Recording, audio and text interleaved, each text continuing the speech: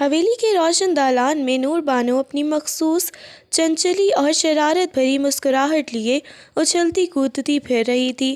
اس کی فطرت میں ایسی زندہ دلی تھی کہ وہ مرجھائے ہوئے چہروں پر بھی ہنسی بکھیر دیتی تھی۔ اسی دوران اسے حکم ملا کہ وہ بڑے سائیں یعنی یاور کے کمرے میں چائے پہنچا کر آئے۔ یاور، جس کا نام سنتے ہی حویلی کے ملازم تو کیا گھر کے بڑے بھی سہم جاتے تھے، وہ ایک انتہا درجے کا سنجیدہ، رعبدار اور غصے کا تیز انسان تھا، جس کے سامنے کسی کو اونچی سانس لینے کی بھی ہمت نہ ہوتی تھی۔ نور بانو چائے کی ٹرے لیے جب اس کے کمرے میں داخل ہوئی تو دیکھا کہ یاور کسی گہری نیند میں سو رہا ہے۔ کمرے میں پھیلی سنجیدگی کو دیکھ کر نور بانو کے اندر کی شرارتی لڑکی جاگ اٹھی۔ اس نے چائے میز پر رکھی اور اس کے پاس پڑے پانی کے گلاس سے اپنی انگلیاں بھگو کر یاور کے چہرے پر ایک ایک قطرہ ٹپکانا شروع کر دیا تاکہ وہ ہڑبڑا کر اٹھے۔ یاور، جس کے ساتھ آج تک اس کی فیملی میں بھی کسی نے ایسا مذاق کرنے کا تصور نہیں کیا تھا، پانی کی بوندوں کے لمس پر ایک دم ہڑبڑا کر اٹھ بیٹھا۔ اس کی آنکھوں میں وحشت اور غصے کی سرخی واضح تھی۔ وہ کسی زخمی شیر کی طرح دھاڑا اور سامنے کھڑی سرخ و سفید رنگت، موٹی موٹی سبز آنکھوں والی اس معصوم لڑکی کو دیکھا جو ابھی تک اپنی شرارت پر مسکرا رہی تھی۔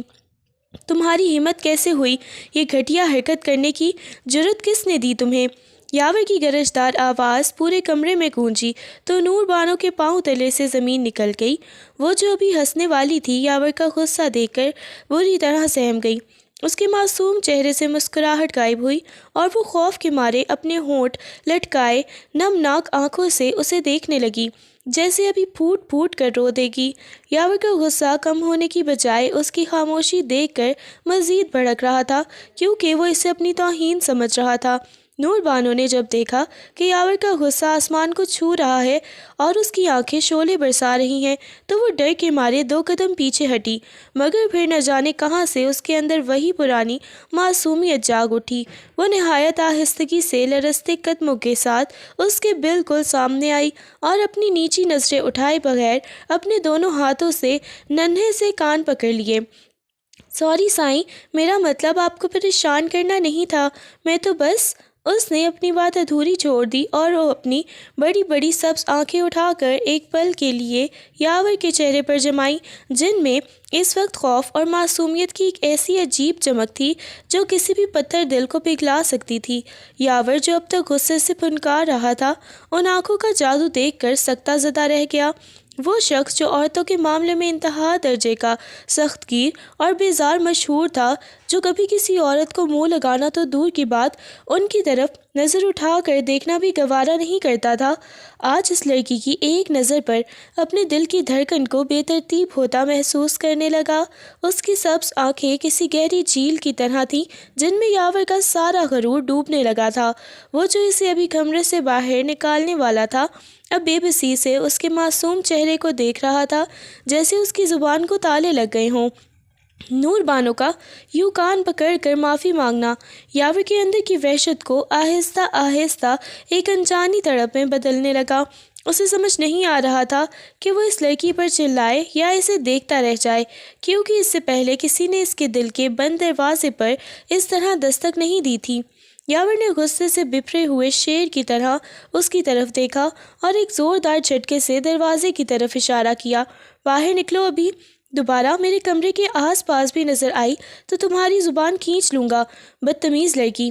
نور بانو نے خوف زدہ ہو کر چائے کی ٹرے اٹھائی اور تقریباً بھاگتے ہوئے وہاں سے نکلی، مگر جیسے ہی وہ کمرے کی حدود سے باہر آئی، اس کا ڈر غصے اور چڑچڑے پن میں بدل گیا۔ وہ پیر پٹکتی اور بڑبڑاتی ہوئی سیدھا بی جان کے کمرے میں جا پہنچی۔ بی جان، آپ کا یہ پوتا ہے یا کوئی پہاڑی ریچھ؟ ذرا سی مذاق کیا سمجھ لی؟ ایسا دھاڑا جیسے مجھے کچا ہی کھا جائے گا، خود کو نہیں پتہ نہیں کیا سمجھتا ہے۔ شکل دیکھی ہے اپنی؟ ہر وقت بارود بھرا رہتا ہے دماغ میں، کوئی اس سے شادی تو کیا 2 منٹ بات بھی نہ کرے، ہٹلر کہیں کا۔ وہ ہاتھ نچا نچا کر یاور کو الٹے سیدھے القابات سے نوازتے ہوئے بی جان کو اس کی برائیاں سنا رہی تھی کہ اسی دوران یاور، جو بھی غصے میں تپا ہوا بی جان سے کسی کام کے لیے وہیں آ رہا تھا، دروازے پر ہی رک گیا۔ اس نے خونخوار نظروں سے نور بانو کو گھورا جو اپنی ہی دھن میں لگی ہوئی تھی۔ بی جان نے جیسے ہی یاور کو کھڑے دیکھا ان کے ہاتھ پاؤں پھول گئے۔ انہوں نے گھبرا کر نور بانو کو آنکھوں سے اشارے کیے کہ چپ کر جاؤ، پیچھے دیکھو، اور اسے خاموش رہنے کے لیے ہاتھ ہلائے، مگر نور بانو کی زبان بھلا کہاں رکنے والی تھی۔ وہ بی جان کے اشاروں کو نظر انداز کر کے مزید جوش میں بولنے لگی، بی جان آپ آنکھیں کیوں مٹکا رہی ہیں؟ میں سچ کہہ رہی ہوں، اسے کسی چڑیا گھر میں ہونا چاہیے تھا، وہاں یہ جانوروں پر دھاڑا کرتا، یہاں انسانوں کا رہنا مشکل کر دیا ہے اس بدتمیز انسان نے۔ بی جان کی نظریں خوف سے بار بار دروازے کی طرف اٹھ رہی تھیں جہاں یاور کسی سلگتے ہوئے انگارے کی طرح کھڑا تھا۔ نور بانو نے بی جان کی پریشانی دیکھی تو تجسس میں پیچھے مڑ کر دیکھا، اور جیسے ہی اس کی نظر یاور کی خون خوار آنکھوں سے ٹکرائی اس کے سارے طوطے اڑ گئے۔ اس نے بری طرح سے خشک خون پڑا رنگت پھک پڑ گئی، اور اس سے پہلے کہ یاور کی گرجدار آواز اسے اپنی لپیٹ میں لیتی وہ سر پر پیر رکھ کر وہاں سے بھاگ نکلی۔ یاور نے نفرت اور غصے کے اس سے جاتے ہوئے سائے کو دیکھا اور بی جان کے قریب آ کر کٹیلے لہجے میں پوچھا، بی جان یہ بدتمیز اور زبان دراز لڑکی کون ہے؟ میں نے اس سے پہلے کبھی حویلی میں نہیں دیکھا۔ اس کی جرأت تو دیکھے میرے سامنے مجھے کیا کیا کہہ رہی تھی۔ بی جان نے ایک ٹھنڈی آہ بھری اور اداسی سے بولی، بیٹا بہت اچھی اور حالات کی ماری بچی ہے، بس فطرت کی تھوڑی سی چنچل ہے۔ ابھی 2 ماہ پہلے ہی اس کے غریب باپ کا انتقال ہوا ہے، اس کی ماں عدت میں ہے، اس لیے گھر کا چولہا جلانے اب یہ آتی ہے، پہلے اس کی ماں ہی یہ حویلی کے کام کرتی تھی۔ بڑی معصوم اور پیاری بچی ہے، حالات نے اسے وقت سے پہلے بڑا کر دیا ہے، مگر یہ اپنی شرارتوں میں اپنا دکھ چھپائے رکھتی ہے۔ یاور نے جب اس کے باپ کے انتقال کا سنا تو اس کے دل کے کسی کونے میں ایک لمحے کے لیے افسوس کی لہر دوڑی۔ اسے اس کی یتیمی پر ترس تو آیا، مگر اگلے ہی لمحے اس کی کڑوی باتیں اور وہ پانی کے قطرے یاد آئے تو وہ غصے سے جل بھن گیا۔ یتیم ہونا بدتمیزی کا لائسنس نہیں ہے بی جان، اسے سمجھا دیں کہ یہ حویلی ہے، کوئی کھیل کا میدان نہیں۔ اگر اب کی بار اس نے زبان چلائی تو میں اس کی ماں کی خدمت گزاری بھی بھول جاؤں گا۔ یاور نے 2 ٹوک لفظوں میں اپنی بیزاری کا اظہار کیا، مگر اس کی لاشعوری میں وہ سبز آنکھیں اب بھی کسی جادو کی طرح رقص کر رہی تھیں۔ رات کے گہرے سناٹے میں بی جان کی بار بار اصرار پر نور بانو ایک بار پھر لرزتے ڈرتے ہوئے یاور کے کمرے کی طرف بڑھی۔ اس کے ہاتھ میں دودھ کا گلاس تھا اور دل میں وہی پرانا خوف کہ کہیں وہ دوبارہ نہ دھاڑ پڑے۔ کمرے میں داخل ہوئی تو دیکھا یاور بیڈ کے پشت سے ٹیک لٹکا کر سر آنکھیں بند کیے بیٹھا ہے۔ اس کے ماتھے پر پسینے کی بوندیں تھیں اور چہرہ تکلیف سے بگڑا ہوا تھا۔ نور بانو نے دبے قدموں قریب جا کر میز پر گلاس رکھا تو یاور نے کراہتے ہوئے دھیرے سے آنکھیں کھولیں۔ اس وقت اس کی آنکھوں میں غصہ نہیں بلکہ شدید بے چارگی تھی۔ سر میں بہت درد ہے، ہاتھ پاؤں ٹوٹ رہے ہیں۔ اس کی آواز نکاہت سے بھرپور تھی۔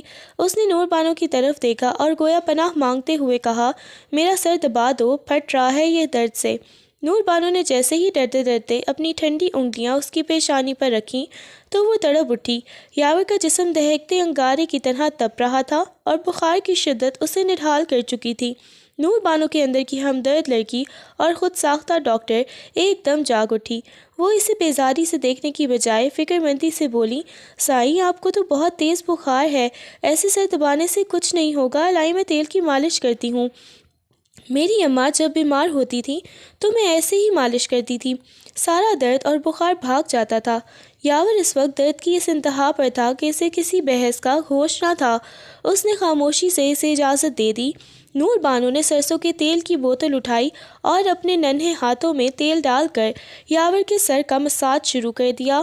وہ نہایت مہارت اور محبت سے اس کے سر کے بالوں میں انگلیاں پھیرنے لگی، پھر آہستہ آہستہ اس کے چوڑے ماتھے اور کنپٹیوں پر تیل کی مالش کرنے لگی۔ اس کے پوروں کا لمس یاور کی تپتی جلد پر ٹھنڈک بن کر اترنے لگا۔ نور بانو نے تیل سے بھری انگلیاں اس کے چہرے اور گالوں پر بھی پھیری تاکہ اس کی جلد کی تپش کم ہو سکے۔ یاور نے سکون سے آنکھیں بند کر لیں۔ اسے محسوس ہو رہا تھا جیسے نور بانو کی انگلیاں اس کی رگ و پے سے درد کھینچ رہی ہوں۔ وہ لڑکی جو اسے تھوڑی دیر پہلے ایک آفت لگ رہی تھی، اس وقت اسے ایک فرشتہ صفت مسیحا لگنے لگی تھی۔ یاور کو نور بانو کی اس محنت اور معصومیت پر پہلی بار اپنے اندر ایک نرمی محسوس ہونے لگی۔ اس نے درد سے کراہتے ہوئے نور بانو کی طرف دیکھا اور نہایت مدھم آواز میں کہا، تمہارے ہاتھ تھک گئے ہوں گے نور بانو، تم صوفے پر بیٹھ جاؤ، میں نیچے قالین پر بیٹھ جاتا ہوں تاکہ تمہیں آسانی رہے۔ نور بانو کو یہ بات سن کر بہت عجیب لگا کہ اتنا روب دار اور مغرور انسان اس کے لیے زمین پر بیٹھنے کو تیار ہے، مگر اس کے پاؤں میں بھی سارا دن کام کرنے کی وجہ سے تھکن اور درد ہو رہا تھا، اس لیے وہ خاموشی سے صوفے پر بیٹھ گئی، جبکہ یاور ٹیک لگا کر قالین پر اس کے پیروں کے پاس بیٹھ گیا۔ نور بانو دوبارہ اس کے سر کی مالش کرنے لگی۔ اس کے نرم اور ٹھنڈے ہاتھوں کا لمس جب یاور کی تپتی کنپٹیوں پر پڑتا تو اسے ایسا محسوس ہوتا، سکون ملتا، جیسے کسی جلتی ہوئی دوپہر میں ابر رحمت برس گیا ہو۔ مالش کے ساتھ ساتھ نور بانو کی زبان بھی حسب معمول کینچی کی طرح چلنے لگی۔ سائیں، آپ نا سچ میں بہت عجیب ہیں، اتنے بڑے قد آور جوان ہیں اور ایک معمولی سے بخار نے آپ کو ڈھیر کر دیا۔ آپ کو تو چاہیے تھا کہ بخار کو گھور کر دیکھتے تو وہ خود ہی ڈر کر بھاگ جاتا۔ اس کی اس الٹی سیدھی اور بے تکی بات پر یاور کے خشک لبوں پر ایک بے ساختہ مسکراہٹ رینگ گئی۔ وہ آگے بولی، ویسے اگر اماں دیکھ لیتی نا کہ میں اتنے بڑے سائیں کے سر میں ایسے تیل تھوپ رہی ہوں جیسے کسی چھوٹے بچے کی مالش کی جاتی ہے، تو انہوں نے میرا چمٹا لے کر پیچھے کرنا چاہ۔ نور بانو کی معصوم شرارتیں اور اس کا چنچل انداز یاور کے سنجیدہ مزاج پر جادو کر رہا تھا۔ وہ اس کی ہر بات پر نہ چاہتے ہوئے بھی ہنس دیتا۔ اسے ایسا لگ رہا تھا جیسے اس لڑکی کے ہاتھوں میں کوئی ایسی دوا ہے جو جسمانی درد کے ساتھ ساتھ اس کی روح کی تھکن بھی مٹا رہی ہے۔ یاور نے آنکھیں بند کیے سوچا کہ یہ وہی لڑکی ہے جسے وہ تھوڑی دیر پہلے باہر نکال چکا تھا، مگر اب اس کی قربت اور اس کی باتیں اسے کائنات کا سب سے پیارا احساس دلا رہی تھی۔ رات کی سیاہی جب گہری ہوئی اور نور بانو کی انگلیاں مسلسل یاور کے سر میں گردش کر رہی تھیں تو اس درد کی شدت آہستہ آہستہ سکون میں بدلنے لگی۔ نور بانو کی باتوں کی چاشنی اور اس کی ہاتھوں کی تپش نے یاور کے حواسوں پر ایک ایسی میٹھی غنودگی طاری کر دی تھی کہ وہ بے اختیار صوفے پر بیٹھ کر نور بانو کے گھٹنے پر سر رکھ کر گہری نیند کی وادیوں میں اتر گیا۔ اسے برسوں بعد ایسا محسوس ہوا جیسے وہ کسی محفوظ پناہ گاہ میں پہنچ گیا ہو، جہاں نہ کوئی ذمہ داری تھی اور نہ ہی کوئی رعب و دبدبا، بس ایک سکون تھا جو اسے نور بانو کی قربت سے مل رہا تھا۔ نور بانو جو اسے باتیں سناتے سناتے خود تکن سے چور ہو رہی تھی، جب اس نے محسوس کیا کہ یاور اب خاموش ہو گیا ہے اور اس کی سانسیں ہموار ہو چکی ہیں، تو اس کی اپنی بوجھل پلکیں بھی جواب دینے لگیں۔ وہ چاہ کر بھی خود کو نیند کے غلبے سے نہ بچا سکی اور صوفے کی پشت سے سر ٹکانے کی بجائے اور اس کا سر خود بخود ڈھلک کر نیچے یاور کے سر کے اوپر جا ٹکا۔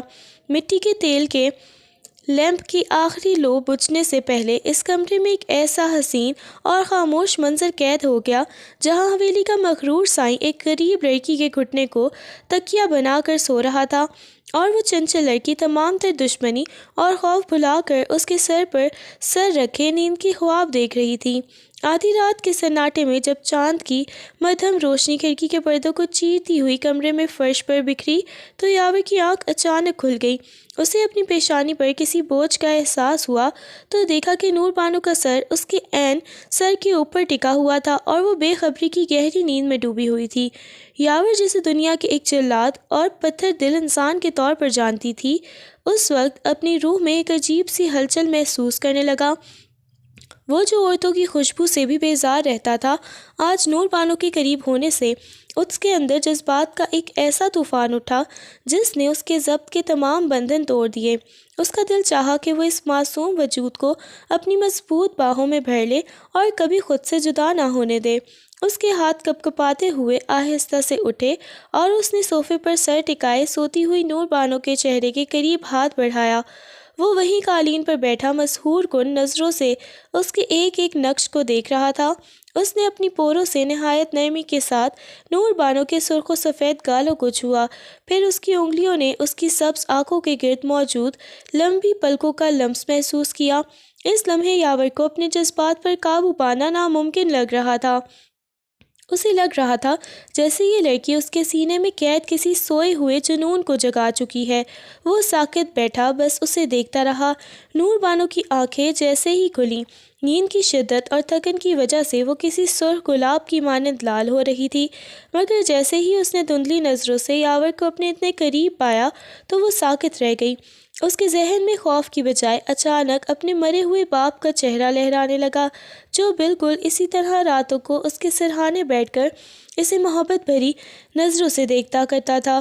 باپ کی کمی اور ان کی شفقت بھری یاد نے نور بانو کے دل پر ایسا بوجھ ڈالا کہ اس کی ان سبز آنکھوں سے موٹے موٹے آنسو ٹپ ٹپ کر گرنے لگے اور وہ بے آواز رونے لگی۔ یاور جو اس وقت اپنے جذبات کے زیر اثر اسے چھونے کی کوشش کر رہا تھا، اس کی آنکھوں میں آنسو دیکھ کر بری طرح پریشان ہو گیا۔ اسے لگا شاید کہ نور بانو جاگ گئی ہے اور اس نے یاور کا ہاتھ اپنے چہرے کے قریب دیکھ کر یہ سمجھ لیا ہے کہ وہ اس کے ساتھ کوئی غلط حرکت یا زیادتی کرنے والا تھا۔ نور بانو میری بات سنو، میرا مطلب وہ نہیں تھا۔ یاور نے گھبرا کر اپنا ہاتھ پیچھے کھینچا۔ اس کے لہجے میں پہلی بار ایک انجانا سا خوف اور ندامت تھی، کیونکہ وہ نہیں چاہتا تھا کہ وہ اس لڑکی جسے وہ اب اپنے دل کے قریب محسوس کر رہا تھا اسے کوئی گنہگار یا وحشی انسان سمجھے۔ وہ اس کی آنکھوں میں اپنے لیے نفرت نہیں دیکھنا چاہتا تھا، اس لیے وہ وہیں قالین پر بیٹھا تڑپتی نظروں سے اسے دیکھنے لگا، جبکہ نور بانو اپنے باپ کی یاد میں سسکیاں بھر رہی تھی۔ یاور کے دل پر جیسے کسی نے آری چلا دی ہو۔ وہ اس کے آنسو دیکھ کر بے چین ہو گیا اور بہت نرمی سے اس کا بازو چھو کر پوچھا، نور بانو کیوں رو رہی ہو؟ کیا مجھ سے ڈر گئی ہو؟ نور بانو نے نفی میں سر ہلایا اور اپنی سسکیوں پر قابو پانے کی کوشش کرتے ہوئے بولنے لگی، ابا یاد آ گئے ہیں سائی، وہ بھی ایسے ہی جب میں سو جاتی تھی تو میرے پاس بیٹھ کر مجھے دیکھتے رہتے تھے۔ وہ کہتے تھے کہ میری بیٹی حویلی کی شہزادی ہے، مجھے کبھی کسی دکھ کا سایہ بھی نہیں پڑنے دیں گے، مگر وہ تو خود ہی چھوڑ کر چلے گئے۔ وہ اپنے باپ کی باتیں سناتے ہوئے بچوں کی طرح سوسو کرنے لگی۔ اس کی معصومیت اور یتیمی کا دکھ یاور کے سینے میں تیر کی طرح پیوست ہو گیا۔ یاور نے بنا کچھ سوچے تمام سماجی دیواریں گراتے ہوئے اسے صوفے سے تھوڑا نیچے کی طرف کھینچا اور بہت شفقت سے اپنے چوڑے کندھے سے لگا لیا۔ نور بانو بھی کسی سہارے کی تلاش میں اپنا سر اس کے مضبوط کندھے پر ٹکا دیا اور اس کی قمیص کو اپنی مٹھیوں میں جکڑ لیا۔ یاور خاموشی سے اس کے ریشمی بالوں کو اپنی انگلیوں سے سہلانے لگا۔ وہ اسے یہ احساس دلانا چاہتا تھا کہ اب وہ اکیلی نہیں ہے۔ اس کے بالوں کی مہک اور نور بانو کا اس کے وجود میں سمٹ جانا یاور کو ایک ایسے سکون سے آشنا کر گیا جو اس نے زندگی میں کبھی محسوس نہیں کیا تھا۔ وہ اسے سہلاتے سہلاتے خود بھی اس کے سر پر اپنا رخسار ٹکا کر بیٹھ گیا، جیسے اس وقت وہ حویلی کا سائی نہیں بلکہ اس یتیم لڑکی کا سب سے بڑا محافظ ہو۔ یاور نے اسے خود سے تھوڑا دور کیا اور اس کی آنکھوں میں دیکھتے ہوئے بہت سنجیدگی مگر نرمی سے کہا، نور بانو میری بات غور سے سنو، کل صبح تم بی جان کو کہنا کہ تمہاری اماں کا فون آیا تھا اور وہ تمہیں گاؤں بلا رہی ہیں کیونکہ وہ تم سے ملنا چاہتی ہیں۔ میں خود تمہیں اپنی گاڑی میں وہاں لے کر جاؤں گا۔ نور بانو یہ سن کر حیرانی کے سمندر میں ڈوب گئی۔ اس کی سبز آنکھیں پھیل گئیں اور وہ سوچنے لگی کہ آخر اس جابر اور غصے والے انسان کے دل میں اچانک اتنی ہمدردی کہاں سے آ گئی؟ وہ اسے خود گاؤں کیوں لے جانا چاہتا ہے؟ اس سے پہلے کہ وہ کوئی سوال کرتی یاور نے اس کا ہاتھ چھوڑ دیا اور ایک گہرا سانس لے کر بولا، اب بہت رات ہو گئی ہے، تم اپنے کمرے میں جا کر سو جاؤ، باقی بات کل ہوگی۔ نور بانو خاموشی سے اٹھی اور بوکھلائی ہوئی سی کمرے سے باہر نکل گئی۔ اس کا دل زور زور سے دھڑک رہا تھا کیونکہ اس کے باپ کے گزر جانے کے بعد یہ پہلا موقع تھا جب کسی مرد نے اس کے ساتھ اتنا محبت بھرا اور تحفظ والا رویہ اختیار کیا تھا، اور وہ بھی اس مرد نے جس کا نام سنتے کر لوگ راستہ بدل لیتے تھے۔ وہ اپنے کمرے میں پہنچ کر بستر پر لیٹ تو گئی مگر اسے نیند نہیں آ رہی تھی۔ اسے بار بار یاور کے کندھے کا لمس اور اس کے بالوں میں پھرتی انگلیاں یاد آ رہی تھیں جنہوں نے اس کے دکھ پر مرہم رکھ دیا تھا۔ اسے سمجھ نہیں آ رہا تھا کہ یاور کا کوئی نیا روپ ہے یا اس کی قسمت اسے کسی نئے راستے پر لے جا رہی ہے، مگر ایک بات طے تھی کہ وہ جلاد اب اس کے لیے ویسا نہیں رہا تھا جیسے وہ پہلا سمجھتی تھی۔ اگلے دن کا سورج طلوع ہوا تو نور بانو کے دل میں ایک عجیب سی ہلچل تھی۔ وہ ڈرتے ڈرتے بی جان کے کمرے میں داخل ہوئی اور اپنی انگلیاں مروڑتے ہوئے کہنے لگیں، بی جان وہ کل رات اماں کا فون آیا تھا، کہہ رہی تھی کہ ان کی طبیعت کچھ ناساز ہے اور وہ مجھ سے ملنا چاہتی ہیں۔ بی جان نے اینک کے اوپر سے اسے حیرت سے دیکھا۔ اماں کا فون؟ پر فون تو میرے پاس ہوتا ہے، میرے پاس تو کوئی گھنٹی نہیں بجی، اور تیری اماں تو بیچاری خود عدت میں ہے، وہ فون کہاں سے لائیں؟ نور بانو کے پسینے چھوٹنے لگے۔ اس نے جلدی سے بات بنائی، وہ بی جان پڑوسن کے گھر فون کیا تھا انہوں نے، بس وہ تھوڑی دیر کے لیے مجھے بلا رہی ہیں۔ بی جان نے ابھی شک بھرے لہجے میں ڈرائیور کو آواز دینے کے لیے منہ کھولا ہی تھا کہ باہر سے یاور کی بھاری اور روب دار آواز آئی، ڈرائیور کو رہنے دیں بی جان، مجھے بھی اسی طرف سے گزر کر شہر جانا ہے، میں اسے گاؤں کے اڈے پر چھوڑ دوں گا، وقت بھی بچ جائے گا اور ڈرائیور کو خواہ ذلیل نہیں ہونا پڑے گا۔ بی جان تو جیسے پتھر کی ہو گئی، ان کا پوتا اور اتنی ہمدردی، وہ حیرت سے اسے دیکھتی رہ گئیں مگر کچھ بول نہ پائیں۔ تھوڑی دیر بعد نور بانو حویلی سے باہر آئی تو یاور گاڑی کا دروازہ کھولے کھڑا تھا۔ اس نے نور بانو کو گھور کر دیکھا تو وہ سہم کر پچھلی سیٹ پر بیٹھنے لگی۔ آگے آ کر بیٹھو، میں تمہارا ذاتی نوکر نہیں ہوں جو تمہیں پیچھے بٹھا کر گاڑی چلاؤں گا، یاور نے سختی سے کہا۔ نور بانو ہڑبڑاتی ہوئی آگے آ بیٹھی۔ اللہ میاں، یہ بندہ ہے یا لوہے کا چنا؟ کل رات تو اتنے پیار سے بال سہلا رہا تھا اور اب پھر سے وہی شیر والا لہجہ۔ گاڑی سٹارٹ ہوئی تو خاموشی چھا گئی۔ نور بانو کی زبان بھلا کب چپ رہتی، وہ تھوڑی دیر بعد بولی، سائیں آپ کو پتہ ہے آپ جب غصہ کرتے ہیں نا تو آپ کی ناک بالکل پکوڑے جیسی لال ہو جاتی ہے، بالکل ویسے ہی جیسے ہماری بھینس غصے میں نتنے پھلاتی ہے۔ یاور نے بے ساختہ بریک ماری اور اسے حیرت اور غصے کے ملے جلے تاثرات سے دیکھا۔ تمہاری ہمت کیسے ہوئی میرا موازنہ اپنی بھینس سے کرنے کی؟ نور بانو نے معصومیت سے کندھے اچکائے۔ سچ تو کڑوا ہوتا ہے سائیں، اب آپ نے مجھے کل رات والا پیار دکھایا ہوتا تو میں آپ کو شہزادہ کہتی۔ یاور نے ایک گہرا سانس لیا اور گاڑی دوبارہ چلا دی۔ اس کے لبوں پر ایک دبی دبی مسکراہٹ آ گئی، مگر جیسے ہی گاڑی گاؤں کے کچے راستے سے مڑ کر ایک سنسان فارم ہاؤس کی طرف بڑھی، نور بانو کی رنگت اڑ گئی۔ چاروں طرف اونچی دیواریں اور گہری خاموشی دیکھ کر وہ چلانے لگی، سائیں یہ کہاں لے آئے ہیں؟ یہ میرا گھر نہیں ہے، کہیں آپ میرا اغوا تو نہیں کر رہے؟ میں چیخوں گی، میں سب کو بتا دوں گی کہ آپ نے مجھے قید کر لیا ہے۔ اس نے گھبرا کر گاڑی کا دروازہ کھولنے کی کوشش کی مگر وہ لاک تھا۔ خاموش ہو جاؤ نور بانو ورنہ سچ میں اغوا کر لوں گا۔ یاور نے گاڑی روک کر اسے گہری نظروں سے دیکھا۔ اس کے لہجے میں اب شرارت اور سنجیدگی کا ایک عجیب امتزاج تھا۔ یاور نے گاڑی سے اتر کر دروازہ کھولا اور نور بانو کا بازو تھام کر اسے زبردستی فارم ہاؤس کے پرتعیش کمرے پر لے آیا۔ نور بانو کا دل کسی چڑیا کی طرح سینے سے دھڑک رہا تھا۔ اسے سمجھ نہیں آ رہا تھا کہ چند گھنٹوں پہلے والی ہمدردی دکھانے والا یہ شخص اسے یہاں کیوں لایا ہے۔ یاور نے الماری سے ایک بڑا سا خوبصورت ڈبہ نکالا اور میز پر رکھ کر اسے کھولنے کا اشارہ کیا۔ نور بانو نے لرزتے ہاتھوں سے جیسے ہی ڈھکن ہٹایا، اس کی آنکھیں پھٹی کی پھٹی رہ گئیں۔ اندر سرخ رنگ کا بھاری کامدار جوڑا، ماتھا بٹی اور زیورات چمک رہے تھے۔ سائیں یہ دلہن کا لباس، آپ مجھے یہ کیوں دکھا رہے ہیں؟ اس نے سہمے ہوئے لہجے میں پوچھا۔ اس کے ذہن میں ہزاروں برے خیالات گردش کرنے لگے۔ یاور اس کے بالکل قریب آیا۔ اس کی آنکھوں میں اب وہ جلادوں والی سختی نہیں بلکہ ایک عجیب سا جنون اور عزم تھا۔ دکھا نہیں رہا نور بانو، یہ تمہارے لیے لایا ہوں۔ آج اس فارم ہاؤس میں ہمارا نکاح ہوگا، میں تمہیں ہمیشہ کے لیے اپنا بنانا چاہتا ہوں۔ یاور کی آواز میں ایک ایسی گارڈ تھی جس نے نور بانو کے ہوش اڑا دیے۔ نکاح؟ سائیں آپ ہوش میں تو ہیں؟ میں ایک غریب یتیم لڑکی اور آپ اتنے بڑے حویلی کے مالک، لوگ کیا کہیں گے؟ بی جان کا کیا ہوگا؟ اور میری رضامندی کے بغیر آپ یہ کیسے کر سکتے ہیں؟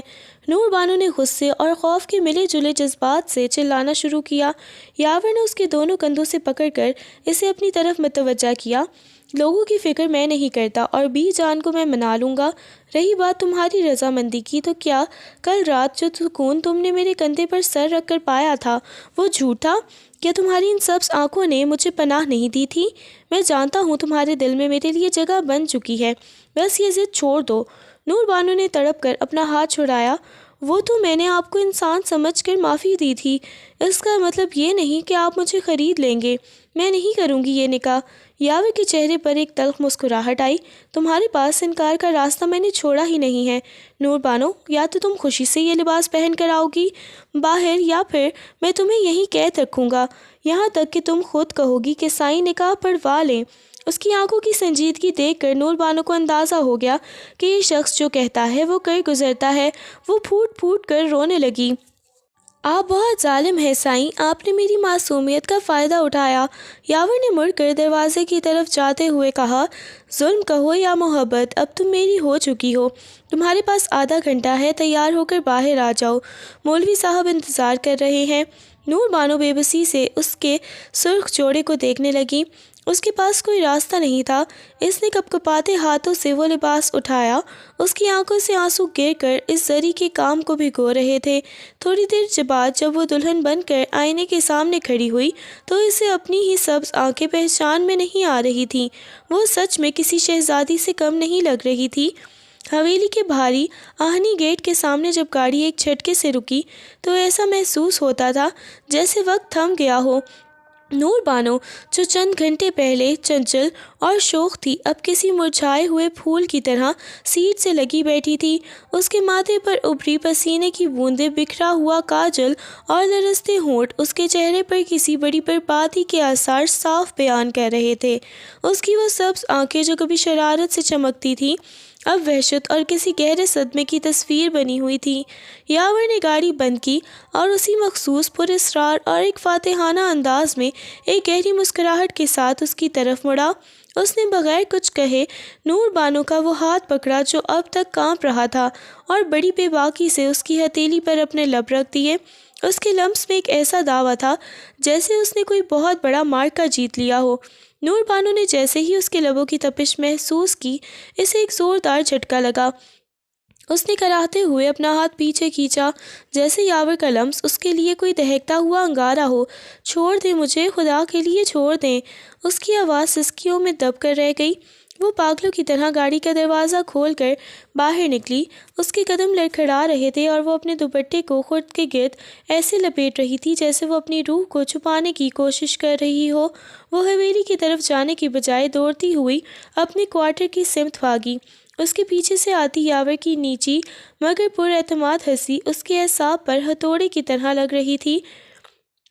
کوارٹر کے اندر داخل ہوتے ہی نور بانو نے کانپتے ہاتھوں سے کنڈی چڑھائی اور دیوار سے لگ کر زمین پر ڈھیر ہو گئی۔ اس کا سانس پھولا ہوا تھا اور پورا وجود کسی خوفناک زلزلے کی زد میں تھا۔ اس نے کراہتے ہوئے وہ بڑی چادر اور دوپٹے اپنا وجود سے نوچ کر الگ کیا جو اس نے حویلی میں داخل ہوتے وقت خود پر لپیٹ لیا تھا۔ جیسے ہی چادر ہٹی ایک ہولناک حقیقت سامنے آئی۔ وہ اپنے کپڑوں میں نہیں بلکہ یاور کی سیاہ ٹی شرٹ میں ملبوس تھی جو اس کے جسم پر حد سے زیادہ ڈھیلی اور لمبی تھی۔ اس ٹی شرٹ کے ریشے ریشے سے یاور کی وہی مخصوص اور تیز مہک آ رہی تھی جو اب نور بانو کے لیے کسی زہر سے کم نہ تھی۔ اس نے آئینے کی طرف دیکھنے کی ہمت جتائی تو اس کا کلیجہ منہ کو آ گیا۔ اس کی گردن اور شانوں پر بے رحمانہ محبت کے ان گنت گہرے نشانات واضح تھے جو اس بات کی گواہی دے رہے تھے کہ فارم ہاؤس کی ان پابند دیواروں کے پیچھے یاور نے اسے کس وحشت سے اپنی گرفت میں لیا تھا۔ اس کا سفید جسم ان نشانات سے کسی لہو لہان نقشے کی مانند لگ رہا تھا۔ اس نے لرزتے ہاتھوں سے اپنے پیٹ پر ہاتھ رکھا جہاں اسے ایک عجیب سی بے چینی اور ہلچل محسوس ہو رہی تھی جیسے اس کے وجود کا حصہ اب اس کا اپنا نہ رہا ہو۔ وہ فرش پر بیٹھی اپنے بال نوچنے لگی۔ اس کی سسکیاں اب دھاڑوں میں بدل رہی تھیں۔ آپ نے یہ کیا کیا سائیں؟ آپ نے مجھے برباد کر دیا۔ وہ پاگلوں کی طرح بڑبڑانے لگی۔ اسے اپنے وجود بے جان اور کھوکھلا محسوس ہو رہا تھا جیسے روح جسم کا ساتھ چھوڑ چکی ہو۔ اس کے کانوں میں اب بھی یاور کی وہ فاتحانہ ہنسی اور اس کے وہ زہریلے الفاظ گونج رہے تھے جنہوں نے اس کی زندگی کے تمام رنگ چھین لیے تھے۔ وہ زمین پر ماتھا ٹیک کر بری طرح رونے لگی۔ حویلی کے دوسرے حصے میں خاموشی کا راج تھا مگر یاور کے وجود میں بے چینی کا ایک ایسا خوف اور طوفان بپا تھا جو اسے لمحہ بھر کو سکون نہیں لینے دے رہا تھا۔ آدھی رات کا وقت تھا جب وہ کسی ہارے ہوئے جواری کی طرح بی جان کے کمرے میں داخل ہوا اور بنا کچھ کہے ان کی گود میں سر رکھ کر لیٹ گیا۔ بی جان تو تسبیح پڑھ رہی تھیں، اپنے پوتے کی اس اچانک بے چارگی پر ٹھٹک گئیں۔ انہوں نے جیسے ہی اپنا شفقت بھرا ہاتھ یاور کے ماتھے پر رکھا تو ان کا اپنا ہاتھ تپنے لگا۔ یاور میرا بچہ، تجھے تو کتنا تیز بخار چڑھ رہا ہے، یہ حالت کیسے بنا لی تو نے؟ بی جان کی آواز میں ممتا کی تڑپ اور فکر مندی تھی۔ انہیں کیا خبر تھی کہ یہ بخار جسمانی نہیں بلکہ اس جنون کی تپش تھی جس میں وہ ابھی ابھی ایک معصوم کلی کو مسل کر آیا تھا۔ یہ وہ آگ تھی جو یاور کے اندر اب تک لگی ہوئی تھی، جس نے اسے بے چین کر رکھا تھا۔ بی جان نے اس کے بالوں میں انگلیاں پھیرتے ہوئے پوچھا، وہ بچی خیریت سے گاؤں پہنچ گئی تھی نا؟ تو نے اسے اڈے پر چھوڑا یا گھر تک گیا تھا؟ یاور نے آنکھیں موند لیں، اس کی پلکیں لرز رہی تھیں۔ اس نے جھوٹ بولتے ہوئے سرد لہجے میں کہا، بی جان وہ راستے سے ہی واپس آ گئی تھی، کہنے لگی اسے اب نہیں جانا، بس یہاں حویلی میں ہی اس کا دل لگتا ہے، وہ اپنے کوارٹر چلی گئی ہوگی، آپ فکر نہ کریں۔ بی جان حیرت سے بولی، واپس آ گئی؟ عجیب لڑکی ہے، ابھی تو اتنی ضد کر رہی تھی جانے کی۔ خیر توبہ ہے اس کی چنچلتا بھی، کبھی کبھی تو کچھ کبھی۔ پر تو اپنا حال دیکھ یاور، تیرے جسم میں تو جیسے آگ بھری ہوئی ہے۔ یاور نے بی جان کی گود میں اپنا چہرہ چھپا لیا تاکہ وہ اس کی آنکھوں میں چھپی وحشت اور اس گناہ کی چمک نہ دیکھ سکیں جو اس نے ابھی ابھی کیا تھا۔ اس کے نتنوں میں اب بھی نور بانو کے وجود کی مہک اور اس کی سسکیوں کی گونج رقص کر رہی تھی۔ وہ جتنا اس یاد سے دور بھاگنا چاہتا تھا، بخار کی شدت اسے اتنا ہی اس قربت کی یاد دلا رہی تھی جو اس نے زبردستی حاصل کی تھی۔ ایک دن گزرتے ہی مگر ان دونوں کے ساتھ نور بانو کی وہ ہنسی اور چہک بھی کہیں گم ہو گئی جو حویلی کے در و دیوار میں گونجتی تھی۔ وہ جو ہر وقت کینچی کی طرح زبان چلاتی تھی، اب ایک ایسی خاموش تصویر بن گئی تھی جسے دیکھ کر دل دہل جاتا۔ اس کے چہرے کی رنگت زد پڑ گئی تھی اور آنکھوں کے گرد گہرے حلقے اس کی بے خواب راتوں کی گواہی دے رہے تھے۔ حویلی میں کام کرتے وقت اس کی نظریں ہر وقت زمین پر ہوتی اور جیسے ہی اسے یاور کے جوتوں کی آہٹ سنائی دیتی، اس کے پورے وجود میں ایک تھر تھراہٹ دوڑ جاتی۔ وہ کسی خوف زدہ ہرنی کی طرح فوراً راستہ بدل لیتی یا کسی ستون کے پیچھے چھپ جاتی۔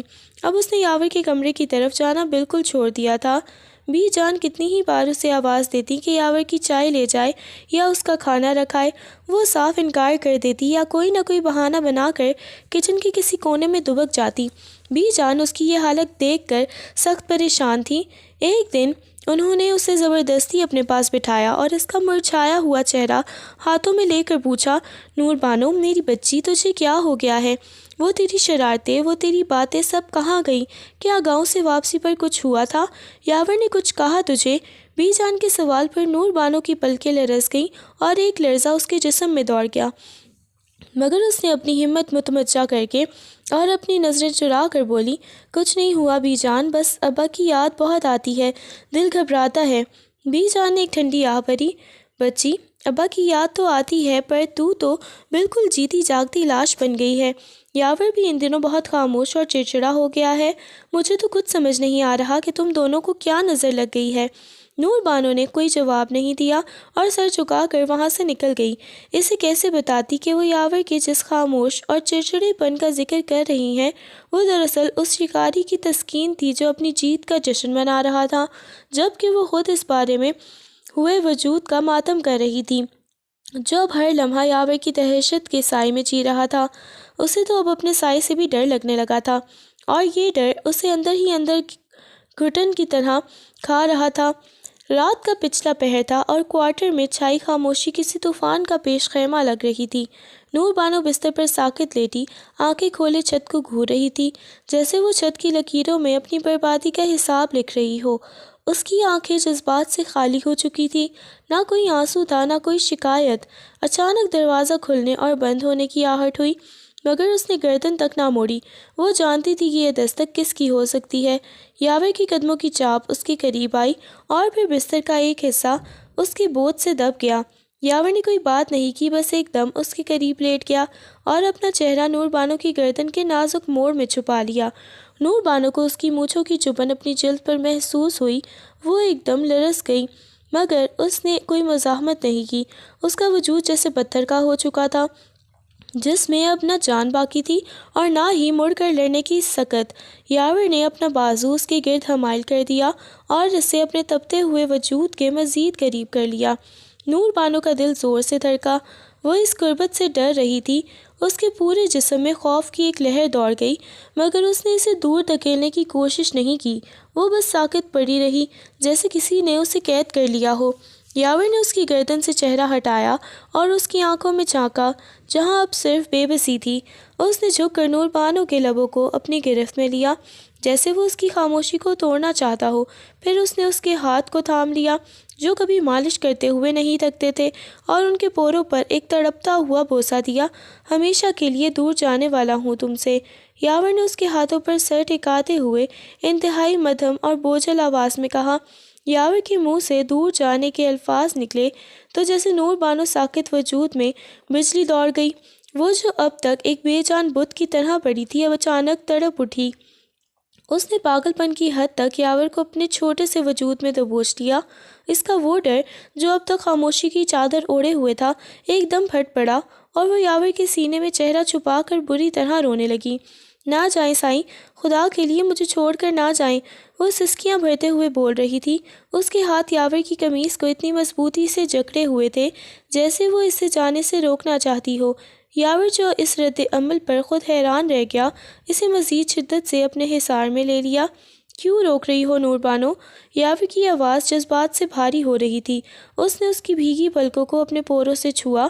مجبوری ہے میری، مجھے جانا ہوگا، اور پھر تم بھی تو مجھ سے بات نہیں کر رہی تھی، اتنی ناراض تھی کہ میری شکل دیکھنا گوارا نہیں کر رہی تھی۔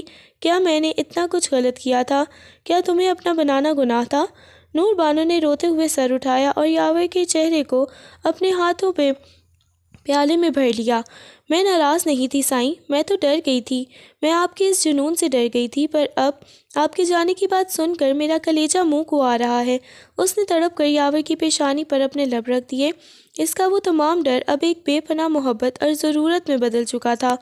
وہ یاور کی پیشانی پر اپنے لب رکھے یاور کے سینے پر جھک گئی اور بے ساختہ اس کے چہرے اور گردن پر محبت بھرے بوسے دینے لگی۔ اس کی سسکیاں اب مدھم پڑ گئی تھیں اور ان کی جگہ ایک ایسی تڑپ نے لے لی تھی جو صرف بچھڑنے کے خوف سے پیدا ہوتی ہے۔ اس نے یاور کا چہرہ اپنے قریب کیا، ان کی سانسیں ایک دوسرے میں ضم ہونے لگیں۔ نہیں جانا سائیں، آپ کہیں نہیں جائیں گے، میں مر جاؤں گی آپ کے بنا۔ یاور نے اس کی کمر میں ہاتھ ڈال کر اسے خود سے پر گرا لیا۔ کمرے کی مدھم روشنی ان کے جوڑے ہوئے وجود پر رقص کر رہی تھی۔ اس رات حویلی کے اس چھوٹے سے کوارٹر نے ایک انوکھا منظر دیکھا جہاں تمام شکوے، شکایتیں اور ماضی کی تلخیاں اسے ایک اعتراف محبت میں پگھل گئیں۔ یاور نے اس کی آنکھوں کے گوشوں کو چوما یاور نے اس کی آنکھوں کے گوشوں کو نہایت نرمی سے چوما جیسے وہ ان میں ٹھہرے ہوئے دکھ کے آخری عکس کو بھی مٹا دینا چاہتا ہو۔ نور بانو نے اپنی آنکھیں موند لیں اور اس کی انگلیاں خود بخود یاور کے بالوں میں الجھ گئیں۔ اس وقت وہ کوئی مغرور سائیں نہیں بلکہ ایک تڑپتا ہوا وجود تھا جو اپنی محبت کی پناہ میں سکون ڈھونڈ رہا تھا۔ یاور نے اپنا چہرہ اس کے ماتھے سے ٹکا دیا اور انتہائی مدھم سرگوشی میں بولا، تمہاری یہ خاموشی مجھے مار دیتی تھی نور بانو، مجھے لگا جیسے میں نے تمہیں پا کر بھی کھو دیا ہے۔ نور بانو نے جواب میں اس کے ہاتھ پر گرفت مضبوط کر لی اور اپنا چہرہ اس کے گال سے مس کیا جس پر ہلکی سی داڑھی کی چبھن اسے ایک انجانہ سا تحفظ دے رہی تھی۔ اس نے بڑی ہمت جتا کر یاور کی گردن کے گرد اپنی باہیں حمائل کیں اور اس کے سینے پر اپنا سر رکھ دیا جہاں یاور کی دل کی دھڑکنیں کسی بے ترتیب تال پر بج رہی تھیں۔ یاور نے اسے خود میں سمیٹتے ہوئے اس کے کندھے پر اپنے لب رکھ دیے اور بڑی دیر تک ساکت رہا جیسے وہ اس کے لمس کو اپنی روح میں اتار لینا چاہتا ہو تاکہ جدائی کے دنوں میں یہی یاد کا سہارا بنے۔ کمرے میں موجود مٹی کے تیل کے لیمپ کی لو تھر تھرائی اور بجھ گئی، مگر اس اندھیرے میں ان کے وجود سے پھوٹتی تپش اور ایک دوسرے کو پانے کی چاہت پورے کمرے کو منور کر رہی تھی۔ یاور نے بہت پیار سے اس کے بالوں کی خوشبو کو اپنے نتنوں میں بسایا اور پھر آہستہ سے اس کے کان کے پاس جھک کر کہا، تم میری روح کا حصہ بن چکی ہو، میں جہاں بھی جاؤں گا میرا دل یہیں تمہارے پاس دھڑکے گا۔ نور بانو نے سسکتے ہوئے اس کے سینے پر ہاتھ پھیرا اور پہلی بار خود کو مکمل طور پر اس کے حوالے کر دیا۔ اگلی صبح جب نور بانو کی آنکھ کھلی تو کمرے کی فضا اب بھی یاور کی اسی مخصوص مردانہ مہک سے مہک رہی تھی، مگر بستر کا وہ حصہ خالی تھا۔ اس نے بڑبڑا کر اٹھتے ہوئے پورے کوارٹر میں نظر دوڑائی۔ سائیں، اس کی پکار دیواروں سے ٹکرا کر واپس آ گئی۔ وہ جا چکا تھا۔ ایک دم سے اس کے پورے وجود میں ایک سرد لہر دوڑ گئی اور اسے وہ تمام باتیں یاد آنے لگیں جو یاور نے رات کو کہی تھیں۔ وہ خوف اور اداسی کے ایک گہرے بھنور میں گرتی چلی گئی۔ دوسری طرف ہیلی ویلی میں ایک طوفان برپا تھا۔ یاور نے رات بی بی جان کو اور گھر والوں کے سامنے دو ٹوک اعلان کر دیا تھا کہ وہ نور بانو سے شادی کرنا چاہتا ہے اور اسے اپنی عزت بنا کر حویلی میں لائے گا۔ گھر والوں کے لیے یہ کسی قیامت سے کم نہ تھا۔ بی جان سمیت سب نے اسے صاف کہہ دیا کہ اگر اس میں کمین کی بیٹی کو بہو بنانا ہے تو ہماری لاشوں سے گزرنا پڑے گا۔ یاور جو اپنی انا کا پکا اور محبت میں پاگل تھا، اپنوں کی اس نفرت اور ضد کو دیکھ کر ٹوٹ گیا۔ وہ نہ بانو کو چھوڑ سکتا تھا اور نہ ہی اپنوں سے لڑ سکتا تھا۔ وہ مقام دے پا رہا تھا جس کی وہ حقدار تھی۔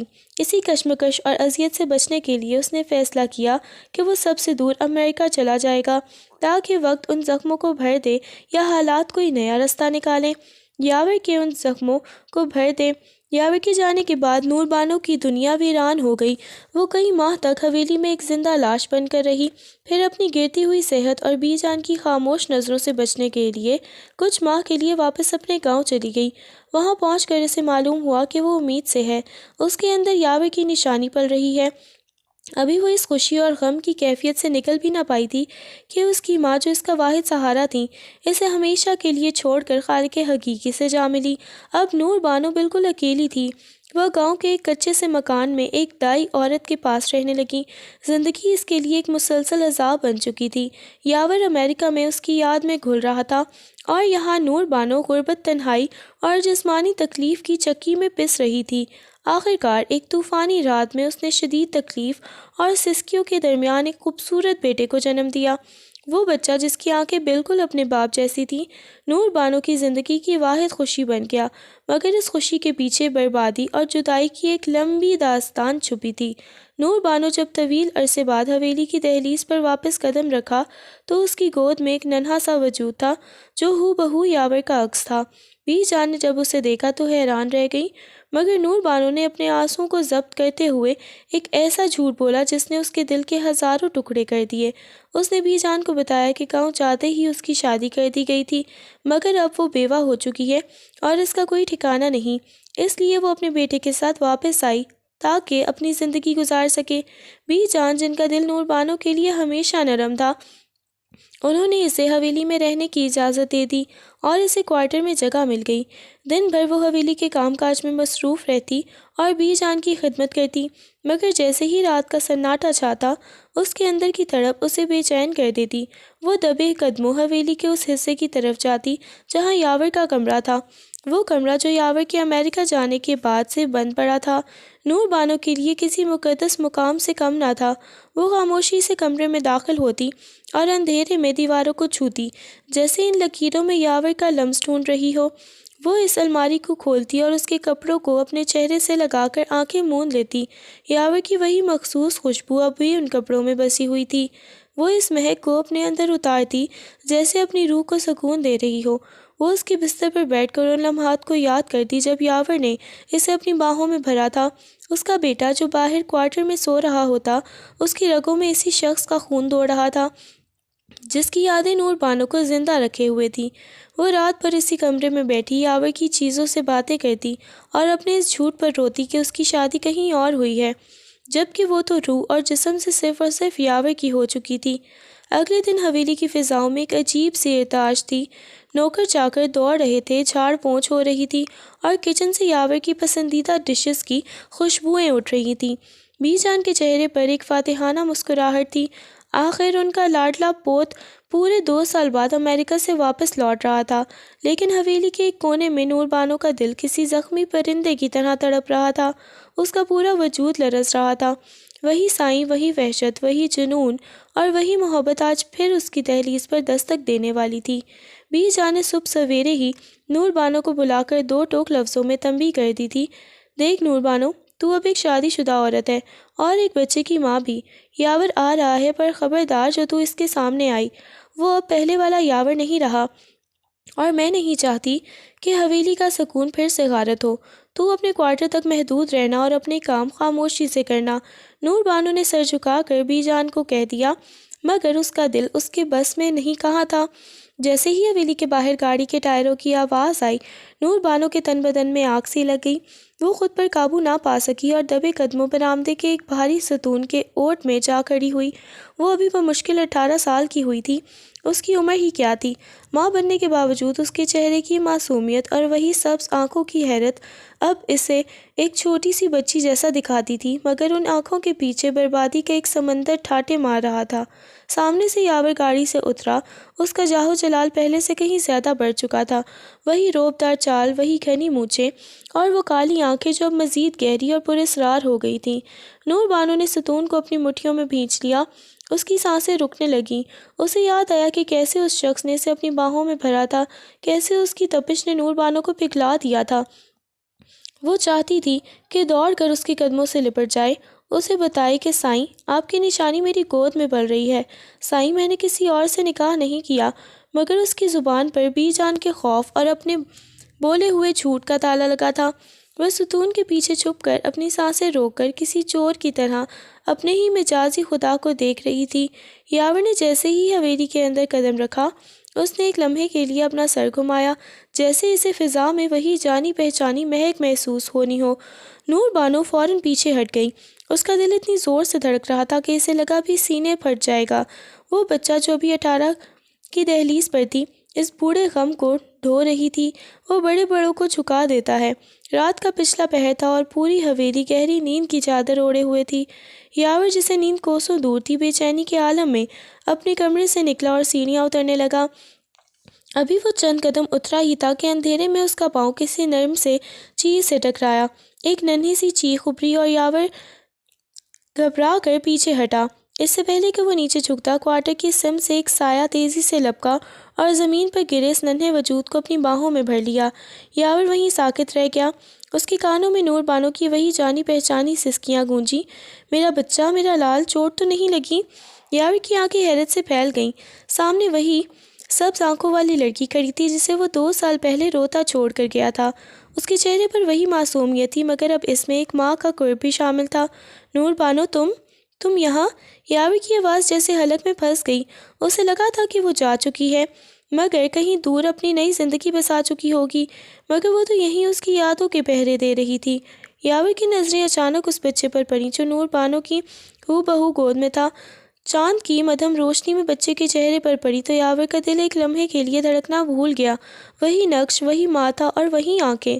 وہ بچہ کسی اور کا نہیں، ہو بہو یاور کا عکس تھا۔ یاور کو ایک پل میں سب کچھ سمجھ آ گیا۔ وہ جگر گوشہ جو نور بانو کی گود میں تھا، وہ اس کی محبت کا ثمر تھا، اس کی تپتی ہوئی راتوں کی نشانی تھی۔ اور یاور دیوانوں کی طرح آگے بڑھا اور نور بانو کے ہاتھ سے اس بچے کو تقریباً چھین لیا۔ اس نے تڑپ کر بچے کو اپنے سینے سے لگایا اور اس کے ماتھے، گالوں اور ننھے ہاتھوں پر دیوانہ وار بوسے دینے لگا۔ اس کی آنکھوں سے آنسو بہہ نکلے۔ میرا بیٹا، یہ میرا خون ہے۔ نور بانو، تم نے مجھ سے اتنی بڑی بات چھپائی۔ اس کا لہجہ پچھتاوے اور جنون کا عجیب آمیزہ تھا۔ نور بانو، جو اب تک صدمے میں تھی، اچانک بپھری ہوئی شیرنی کی طرح یاور پر جھپٹی۔ اس نے ایک جھٹکے سے بچے کو یاور کی گرفت سے نکالا۔ نہ چھوئیں اسے سائیں، یہ میرا بچہ ہے، صرف میرا۔ آپ کا اس پر کوئی حق نہیں۔ آپ تو ہمیں چھوڑ کر جا چکے تھے۔ اس کی آواز غصے اور دکھ سے پھٹ رہی تھی۔ اس سے پہلے کہ یاور اسے روک پاتا یا کچھ کہہ پاتا، نور بانو بچے کو اپنے سینے سے بھینچ کر روتی ہوئی اندھیرے میں دوڑتی چلی گئی اور اپنے کوارٹر میں جا کر کنڈی چڑھا لی۔ یاور وہیں سیڑھیوں پر بی جان کی دی ہوئی تمام بندشیں بھول کر ڈیر ہو گیا۔ اسے لگ رہا تھا جیسے آج اس نے اپنی زندگی کی سب سے بڑی دولت کو پا کر بھی اسے کھو دیا۔ رات کے پچھلے پہر جب خاموشی انتہا پر تھی، کوارٹر کا دروازہ ایک بار پھر اسی مخصوص آہٹ سے کھلا۔ نور بانو اپنے بچے کو سینے سے لگائے ادھوری نیند میں تھی جب اسے بستر پر ایک بھاری وجود کا احساس ہوا۔ یاور نے نہایت نرمی سے سوتے ہوئے بچے کے ماتھے پر پیار کیا اور اسے آہستہ سے سرکار سائڈ پر لٹا دیا، جیسے وہ اب اپنی زندگی کی سب سے بڑی حقیقت اور اپنی محبت کے درمیان کوئی تیسرا وجود نہیں چاہتا تھا۔ وہ نور بانو پر جھکا اور اس کے ماتھے پر اپنی تپتی ہوئی سانسوں کے ساتھ ایک لمبا بوسہ ثبت کیا۔ نور بانو ہڑبڑا کر اٹھی، اس کی سبز آنکھیں خوف اور حیرت سے پھیل گئیں۔ سائیں، آپ یہاں کیا کر رہے ہیں؟ جائیں یہاں سے۔ وہ اٹھنے لگی تو یاور نے اسے جکڑ لیا اور التجا کی۔ اس کا لہجہ اب جارحانہ نہیں تھا، بلکہ ایک اس میں ایسی التجا تھی جو کسی بھی دیوار کو گرا دیتی۔ مجھے معاف کر دو نور بانو، میں اندھا ہو گیا تھا۔ مجھے لگا میں سب چھوڑ کر بھاگ جاؤں گا تو سکون پا لوں گا۔ پر میں پل پل مر رہا ہوں۔ اس نے نور بانو کے ہاتھوں کو تھام کر اپنی آنکھوں سے لگایا۔ اس کی آنکھوں سے گرے آنسو نور بانو کی ہتھیلیوں کو بھگو رہے تھے۔ یاور نے اسے دیوانہ وار چومنا شروع کیا، اس کے ماتھے، اس کی آنکھوں اور اس کے لرزتے ہاتھوں پر اپنے لب رکھ دیے۔ تمہیں پتا ہے اس بچے کی زندگی برباد ہو جائے گی اگر تم نے مجھے دور رکھا۔ لوگ اسے کیا کہیں گے؟ کیا تم اسے ایسی شناخت دینا چاہتی ہو جو جھوٹی ہو؟ اس کا باپ زندہ ہے اور وہ باپ اس کے لیے پوری دنیا سے لڑنے کو تیار ہے۔ یاور کا یہ ایموشنل بلیک میل نور بانو کے ٹوٹے ہوئے دل پر اثر کر گیا۔ وہ جو اتنے عرصے سے اکیلی لڑ رہی تھی، یاور کی اس گڑگڑاہٹ اور اپنے بچے کے مستقبل کی خاطر پگھل گئی۔ اس نے سسکیاں بھرتے ہوئے اپنا سر یاور کے چوڑے سینے پر رکھ دیا، جس کا مطلب خاموش معافی تھا۔ یاور نے اسے مزید شدت سے اپنے ساتھ بھینچ لیا، جیسے وہ اسے خود میں جذب کر لینا چاہتا ہو۔ اسی رات یاور اسے اپنے ساتھ لے کر حویلی کے مرکزی ہال میں پہنچا، جہاں بی جان اور گھر کے باقی افراد جمع ہو گئے۔ اس نے گرجدار آواز میں اعلان کیا، بی جان، یہ لڑکی کوئی ملازمہ نہیں، یہ میری بیوی ہے، میرا غرور ہے، اور وہ بچہ جو اس کی گود میں ہے وہ اس حویلی کا وارث ہے، میرا خون ہے۔ اگر کسی کو اعتراض ہے تو میں ابھی اسی وقت یہاں سے چلا جاؤں گا، کیونکہ اب نور بانو اس حویلی کی اصل مالکن ہے۔ بی جان اور باقی سب یاور کا یہ جنون اور سچائی دیکھ کر دم بخود رہ گئے، اور آخر کار خون کی کشش اور یاور کے اٹل فیصلے کے آگے سب کو سر جھکانا پڑا۔ آنے والے دن نور بانو کے لیے کسی خوبصورت خواب سے کم نہ تھے۔ یاور نے اسے اتنی محبت، اتنی عزت اور اتنا مان دیا کہ نور بانو اکثر آئینے کے سامنے کھڑی ہو کر اپنی قسمت پر رشک کرتی۔ وہ جلاد اب اس کا سب سے بڑا محافظ بن چکا تھا، اور حویلی کا وہ کوارٹر اب ایک سنہری یاد بن گیا تھا جس نے ایک ادھوری داستان کو مکمل کر دیا تھا۔